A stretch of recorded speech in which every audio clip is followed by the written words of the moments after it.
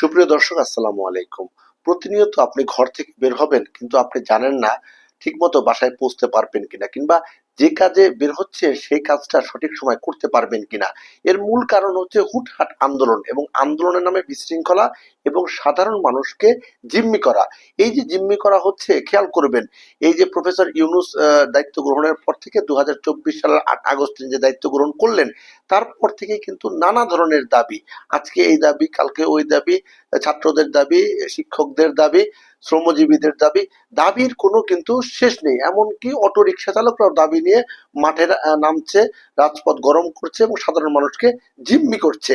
এবং আমি একজন নাগরিক হিসেবে আমি আপনার দাবির প্রতি সহমত থাকতে পারি, নাও থাকতে পারি, তাই বলে আপনার কোনো অধিকার নেই আপনি আমাকে আপনার দাবিটা চাপিয়ে দেবেন। এবং এখন কিন্তু সেটি হচ্ছে, সাধারণ জনগণকে কিন্তু সে দাবি চাপিয়ে দেওয়া হচ্ছে। দাবির সপক্ষে তাদের যে কর্মকাণ্ডগুলো, সেই কর্মকাণ্ডগুলো যৌক্তিকতা নিয়ে কিন্তু এখন প্রশ্ন দেখা দিয়েছে। আপনারা খেয়াল করবেন যে এই যে জায়গাগুলো তো স্পর্শকাতর, বিশেষ করে সচিবালয়, জাতীয় প্রেস ক্লাব, শাহবাগ, এবং এই যে সরকারি অফিস, আদালত এবং হাসপাতাল কেন্দ্রিক যে জায়গাগুলো, শাহবাগের আশেপাশে বেশ কিছু হাসপাতাল এবং খুবই সেন্সিটিভ কিন্তু জায়গা এটি, এখানে কিন্তু দাবির মূল কেন্দ্রবিন্দু। আবার দেখবেন অফিস পাড়া, সেই শাপলা চত্বর, সেখানেও কিন্তু দাবির কেন্দ্রবিন্দু। আবার পল্টন কেন্দ্রিক সচিবালয় কিংবা অন্যান্য সরকারি অফিস আদালত সেখানে রয়েছে, প্রেস ক্লাব, সেখানেও দেখবেন একটা দাবির একটা জায়গা, দাবির কেন্দ্রবিন্দু পরিণত করা হয়েছে। এত দাবি, এত দাবি, এত দাবি, এত দাবি নিয়ে আসলে মানুষ কিভাবে কাজ করবে? একটি প্রশাসনকে সঠিকভাবে কাজ করতে দিতে হলে তাদেরকে সময় দিতে হবে। সময়ের আগেই যদি অস্থির হয়ে যায়, তাহলে কি হবে? তারা কাজ করবে। সবচেয়ে বড় অ্যালার্মিং বিষয় হচ্ছে যে এখানে ঢাকা শহরে কত মানুষ বাস করে, আর কত পার্সেন্ট লোক এ সমস্ত আন্দোলন করছে। 1% লোক কিন্তু আন্দোলন করছে না। তো 1% লোকও যেখানে আন্দোলন করছে না, সেখানে বাকি 99% মানুষকে এই 1% কম সংখ্যক আন্দোলনকারীদের কাছে জিম্মি থাকতে হচ্ছে। অনেক সময় আমরা দেখছি প্রশাসনের পক্ষ থেকে পুলিশ কিংবা যৌথ বাহিনী, তারা কিন্তু অনেক সময় অ্যাকশনে যেতে বাধ্য হয়, রাস্তা পরিষ্কার করে দিতে তারা চায়, কিন্তু সেক্ষেত্রেও সামাজিক যোগাযোগ মাধ্যমের যে বারবারন্ত অবস্থা, তাতে দেখা যাচ্ছে আইন শৃঙ্খলা রক্ষাকারী বাহিনীর সদস্যরা যদি কিছুটা কঠোর অবস্থানে যায়, সেটি কিন্তু খুব বড় আকারে প্রকাশ করা হয়, যে পুলিশ কেন এই ভূমিকায় গেল, সেনাবাহিনী কেন এই ভূমিকায় গেল, কিংবা অন্যান্য আইন শৃঙ্খলা বাহিনী, র্যাব কেন এই ভূমিকায় গেল। আসলে ওই ভূমিকায় যাওয়া ছাড়া সেখানে তো অন্য কোনো উপায় হয়তো তাদের সামনে থাকে না। সব ক্ষেত্রে কি আইন শৃঙ্খলা রক্ষাকারী বাহিনীর সদস্যরা বাড়াবাড়ি করে, নাকি যারা আন্দোলনকারী তাদের মধ্যে বাড়াবাড়ি থাকে? এই যে ঢাকা কলেজ এবং ঢাকা সিটি কলেজের শিক্ষার্থীরা মারামারি করলো, দিনভর মারামারি হলো, কেন মারামারি করলো? অজানা কারণ। কোন এক ছাত্র ঢাকা কলেজের ছাত্রকে ঢাকা সিটি কলেজের শিক্ষার্থীরা পিটিয়েছে। কোন এক ছাত্র, সেই ছাত্রর কিন্তু নাম এখন পর্যন্ত আমরা খুঁজে পাইনি। সেই ছাত্রকে পিটিয়েছে, সেটার বদলা নিতে নিতে এই এই কলেজের শিক্ষার্থীরা ওই কলেজে গিয়ে হামলা করে। এবং এটি কিন্তু এখন নয়, এটি দীর্ঘদিন ধরে চলে আসছে। ঢাকা কলেজ এবং ঢাকা সিটি কলেজের মধ্যে এই মারামারিটা, সংঘর্ষটা বেঁধে থাকছে। শিক্ষকরা পর্যন্ত এটি তারা থামাতে পারছে না, আইন শৃঙ্খলা রক্ষাকারী বাহিনীর সদস্যরা তো পারছেই না। তো কি হয়, কোনো না কোনো কারণ, কে কাকে মারছে, কে কাকে পেটাচ্ছে, কে কোথায় চাঁদাবাজি করছে, কে কোথায় সরকারি চাকরি বয়স বাড়াচ্ছে, কোথায় কমাচ্ছে, কে বঞ্চিত হয়েছে, এটার জন্য একজনের জন্য, 10 জনের জন্য বা 100 জনের জন্য বা 10,000 বা সর্বোচ্চ 10,000 মানুষের জন্য টোটাল এই যে কোটি মানুষকে যে জিম্মি করা হচ্ছে, এটি কতটা যুক্তি যৌক্তিক আমি জানি না। এটি আসলে বিবেকবান মানুষরাই বলতে পারবেন যেটা কিভাবে সম্ভব।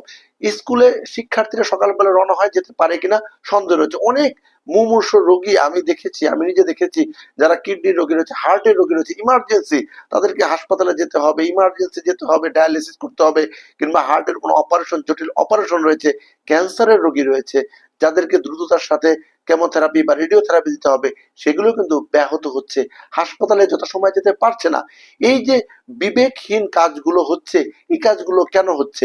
এই যে কোহিনূর কেমিক্যালের এক কর্মকর্তা নাকি আল্লাহ রাসূল সাল্লাল্লাহু আলাইহি ওয়াসাল্লামকে নিয়ে কটূক্তি করেছে, এর ফলে কোহিনূর কেমিক্যালের কর্মকর্তা কর্মচারীরা রাজপথে নামলো, সেই তিব্বত, নাবিস্কো সেই এলাকায়, মহাখালী সেই এলাকায় পুরোটা অবরোধ করলো এবং ভাঙচুর থেকে শুরু করে তারা সেখানে আহ আন্দোলন চালিয়ে গেল। তো কি কারণে আন্দোলন করলো? যে তাকে গ্রেফতার করতে হবে। তো তাকে গ্রেফতারের জন্য দাবি দেওয়ার নানা ক্ষেত্র আছে, সেখানে আইন শৃঙ্খলা রক্ষাকারী বাহিনীর সদস্যদের কাছে সুনির্দিষ্টভাবে কিন্তু সেখানে অভিযোগ জানানো যায়। সেই অভিযোগের প্রেক্ষিতে আইন শৃঙ্খলা রক্ষাকারী বাহিনীর সদস্যরা তদন্ত করে যদি তিনি দোষী হয় এবং সেটা বাংলাদেশে যে আইনের যে ধারাগুলো রয়েছে, কোন ধারায় তিনি অপরাধ করেছে সেই ধারা অনুযায়ী গ্রেফতার করা হবে, এবং গ্রেফতার করা হলে তার শাস্তিমূলক ব্যবস্থা হবে, সবগুলো কিন্তু আছে। তো সেগুলো না করে একেবারে কোনো কিছু প্রয়োজন হলে দাবির জন্য একেবারে রাজপথে নামতে হবে, ভাঙচুর করতে হবে, সাধারণ মানুষকে জিম্মি করতে হবে, এর তো কোনো অর্থ হতে পারে না। আপনি যে আরেকজন মানুষকে জিম্মি করছেন, যাদেরকে জিম্মি করছেন তাদের জায়গায় একবার নিজেকে নিয়ে ভাবুন তো, যে আজকে আপনি আপনার বৃদ্ধ বাবাকে কিংবা আপনার বৃদ্ধ মাকে নিয়ে হাসপাতালে যাচ্ছেন খুব জরুরি চিকিৎসার জন্য, কিংবা আপনার স্ত্রীর সন্তান সম্ভবা, তাকে নিয়ে হাসপাতালে যাচ্ছেন, আপনার সন্তান হবে, অনাগত সন্তানের জন্য আপনি দ্রুত হাসপাতালে নিয়ে যাচ্ছেন, অ্যাম্বুলেন্সে বসা, তখন আপনি দেখছেন যে সড়কটা, যে সড়কে আপনি যাচ্ছেন সেই সড়কটা বন্ধ, এবং কয় ঘন্টায় সেই সড়ক ছাড়বে আপনি সেটা জানেন না, তখন আপনার কেমন লাগবে? ওই অ্যাম্বুলেন্সে নিজেকে বসিয়ে কখনো চিন্তা করেছেন? ওই যে অফিসগামী মানুষটা, যিনি অফিসে সঠিক সময় যেতে না পারলে অনেক কাজ ব্যাহত হবে, তিনি তার চাকরি জীবনে অনেক ক্ষতির সম্মুখীন হবেন, তার ব্যবসায়িক অনেক কাজে তিনি ক্ষতির সম্মুখীন হবে, ওই শিক্ষার্থীরা পরীক্ষাটা দিতে না পারলে তার একটা বছর জীবন থেকে চলে যাবে, এইটি কি কখনো ভেবে দেখেছেন? এই বিবেক কি কখনো জাগ্রত হয়েছে আমাদের?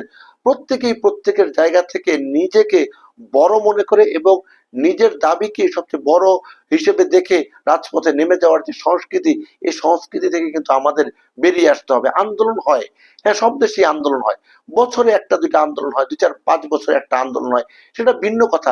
প্রতিদিন প্রতিদিন সকাল বিকাল আন্দোলন, প্রতিদিন সকাল বিকাল আন্দোলন কেমন লাগে বলেন তো? একটা সভ্য জাতি কিভাবে আগাতে পারে? স্বাধীনতার এতগুলো বছর গেল, আবার সেই জুলাই আগস্টে একটা গণ অভ্যুত্থান হলো, সেই অভ্যুত্থান পরবর্তী সময়ও কিন্তু এখন মানুষ কিন্তু সভ্য আচরণ আশা করে, মানুষ প্রত্যাশা করে বাংলাদেশটা তার আপন গতিতে এগিয়ে যাবে, দেশের মানুষ তার মৌলিক যে অধিকারগুলো সেগুলো ভোগ করবে, এবং সব জায়গায় কিন্তু বৈষম্য দূর হবে। যদিও বৈষম্য দূর হয়েছে কি হচ্ছে, হয়নি, হওয়ার চেষ্টা হচ্ছে কি হচ্ছে না, সেটা ভিন্ন আলাপ। কিন্তু মূল আলাপ হচ্ছে এই যে জনগণকে জিম্মি করে দাবি আদায়ের নামে যে নৈরাজ্য চালানো হয়, এটা কতটা সঠিক, কতটা ন্যায়সঙ্গত, এটি কিন্তু প্রত্যেক বিবেকবান মানুষের এখনই ভেবে দেখা উচিত। সবাই ভালো থাকবেন, সুস্থ থাকবেন। আল্লাহ হাফেজ।